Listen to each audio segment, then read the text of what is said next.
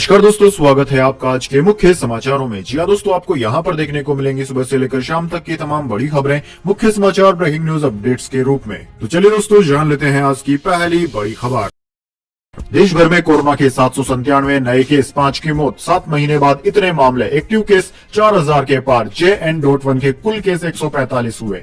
जी हाँ दोस्तों, देश में 24 घंटे में 797 लोगों की कोरोना रिपोर्ट पॉजिटिव आई है। 798 मरीज ठीक हुए और 5 लोगों की मौत हुई है। 7 महीने बाद कोरोना के इतने ज्यादा मामले दर्ज हुए हैं। इससे पहले 19 मई 2023 को 865 केस दर्ज हुए थे। देश में कुल एक्टिव केसों की संख्या दोस्तों अब बढ़कर 4091 हो गई है, यानी कि इन मरीजों का फिलहाल इलाज चल रहा है। इनमें से केरल में सबसे ज्यादा 2522, कर्नाटक में 568 और महाराष्ट्र में 369 संक्रमित हैं। वहीं दोस्तों, कोरोना के नए JN.1 वेरिएंट से संक्रमित मरीजों की संख्या 145 हो गई है। मीडिया रिपोर्ट्स के मुताबिक इनमें से ज्यादातर मरीज होम आइसोलेशन में है। हॉस्पिटलाइजेशन रेट में फिलहाल कोई बढ़ोतरी नहीं हुई है।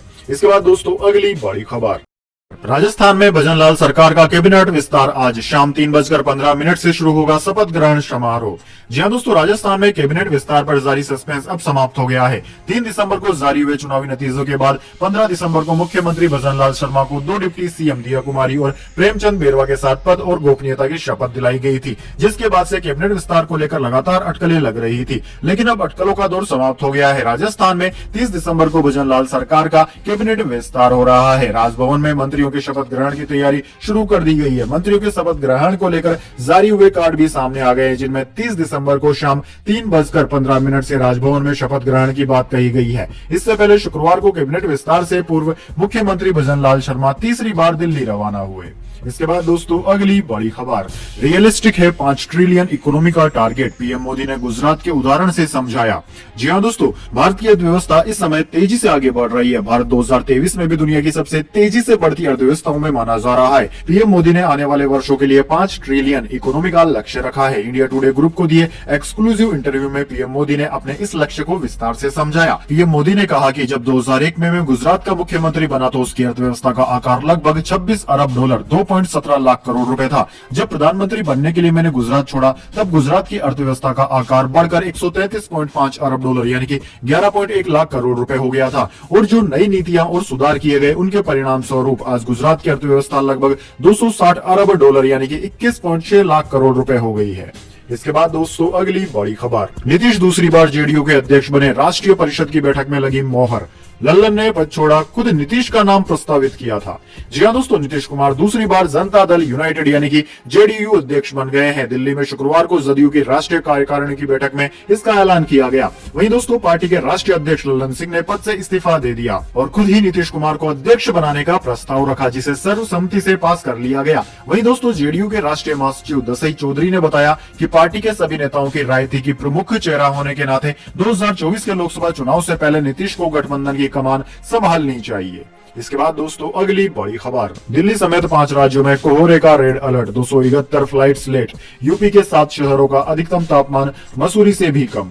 जी हाँ दोस्तों, देश के उत्तरी राज्यों में अगले 2 दिन तक घना कोहरा छाए रहने की संभावना है। मौसम विज्ञान विभाग के मुताबिक इन राज्यों में दिल्ली, हरियाणा, पंजाब, उत्तराखंड और उत्तर प्रदेश शामिल है। यहाँ कोहरे को लेकर रेड अलर्ट जारी किया गया है। मीडिया रिपोर्ट्स के मुताबिक कोहरे की वजह से देश भर में 271 फ्लाइट्स लेट हुई है और करीब 1.5 दर्जन उड़ानों को कैंसिल करना पड़ा है। वहीं दोस्तों, न्यूज एजेंसी ANI ने बताया है कि अकेले दिल्ली में 100 फ्लाइट्स ने देरी से उड़ान भरी। इसके अलावा 80 से ज्यादा ट्रेनें 8 से 10 घंटे की देरी से चल रही है। इसके बाद दोस्तों, अगली बड़ी खबर। राघव चड्ढा को राज्यसभा में आम आदमी पार्टी का नेता नियुक्त करने का अरविंद केजरीवाल का अनुरोध हुआ नामंजूर।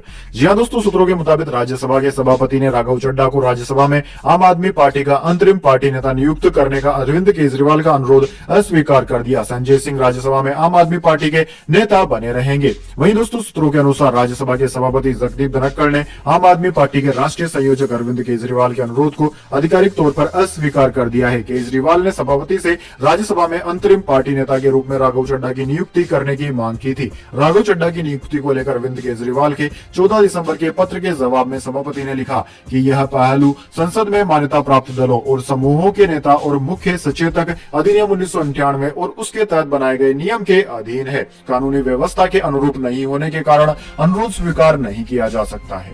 इसके बाद दोस्तों अगली बड़ी खबर, राम मंदिर के प्राण प्रतिष्ठा समारोह में शामिल हो सकती है सोनिया गांधी। जी हां दोस्तों, राम मंदिर के प्राण प्रतिष्ठा समारोह में सोनिया गांधी शामिल हो सकती है। पार्टी सूत्रों के हवाले से खबर आ रही है कि 22 जनवरी को अयोध्या में होने वाले प्राण प्रतिष्ठा के कार्यक्रम में शामिल होने जा रही है वह। कांग्रेस अध्यक्ष मल्लिकार्जुन खड़गे समेत कांग्रेस के कई नेताओं को रामलला की प्राण प्रतिष्ठा कार्यक्रम में शामिल होने के लिए निमंत्रण भेजा गया है। हालांकि अभी तक इस बात की आधिकारिक पुष्टि नहीं की गई है कि राम मंदिर में होने वाले कार्यक्रम में कौन कौन से कांग्रेस नेता शामिल होंगे। इसके बाद दोस्तों अगली बड़ी खबर, रामलला की 3 मूर्तियों पर ट्रस्ट मेंबर्स ने राय दी। चुनी गई मूर्ति का खुलासा अभी नहीं हुआ, यह गर्भगृह में स्थापित की जाएगी। जी हां दोस्तों, अयोध्या में राम मंदिर के गर्भगृह में स्थापित होने वाली रामलला की प्रतिमा पर शुक्रवार को अंतिम फैसला नहीं हो पाया। श्री राम जन्मभूमि तीर्थ क्षेत्र ट्रस्ट के सभी सदस्यों ने 3 मूर्तियों पर अपना मत लिखित रूप से महासचिव चंपत राय को दे दिया। अब इस पर आखिरी फैसला अध्यक्ष महंत नृत्य गोपाल दास और चंपत राय को लेना है। उम्मीद है कि 1 से 2 दिन में अंतिम फैसला हो जाएगा। इसके बाद दोस्तों अगली बड़ी खबर, झारखंड सीएम सोरेन का सरकार के 4 साल होने पर बड़ा ऐलान, 50 साल वालों को भी मिलेगी वृद्धावस्था पेंशन। जी हां दोस्तों, झारखंड के मुख्यमंत्री हेमंत सोरेन ने वृद्धावस्था पेंशन के लिए योग्यता आयु 60 साल से घटाकर 50 साल करने और राज्य में अपने ऑफिस स्थापित करने वाली कंपनियों में 75% नौकरियों को स्थायी लोगों के लिए आरक्षित करने का ऐलान किया है। सोरेन ने अपनी सरकार की 4थी वर्षगांठ पर यह घोषणाएं की। इसके साथ ही उन्होंने युवाओं को फ्री कोचिंग देने की भी घोषणा की और इसके साथ ही केंद्र पर आरोप लगाते हुए कहा कि 1,36,000 करोड़ दूसरे राज्यों को मिल रहा है, लेकिन हमें पैसा नहीं मिल रहा है। इसके बाद दोस्तों अगली बड़ी खबर, उग्रवादी संगठन ULFA और केंद्र सरकार के बीच शांति समझौता हुआ। 700 कैडरों ने किया समर्पण, 12 साल की बातचीत का नतीजा। जी हां दोस्तों, United liberation front of Assam यानी कि ULFA के वार्ता समर्थक गुट ने शुक्रवार को केंद्र और असम राइफलों के साथ एक त्रिपक्षीय समझौता साइन किया। शांति समझौते में हिंसा छोड़ने और समाज की मुख्य धारा में शामिल होने की बात शामिल है। केंद्रीय गृह मंत्री अमित शाह और असम के मुख्यमंत्री हेमंत बिस्व शर्मा की मौजूदगी में यह फैसला हुआ। यह शांति समझौता अरविंद राजखोवा के नेतृत्व वाले उल्फा गुट और सरकार के बीच 12 साल की चली लंबी बातचीत के बाद समाप्त हुआ है। शांति समझौते के साथ 700 कैडरों ने भी समर्पण कर दिया।